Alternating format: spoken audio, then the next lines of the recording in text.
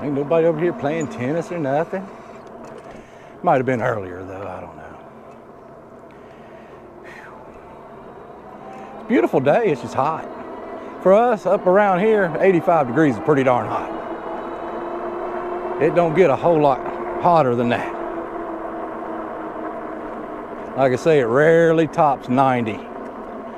And when it does, they have like a lemonade day. Well, they actually have a lemonade day as a holiday. But if it tops 90, the town hands out free lemonade.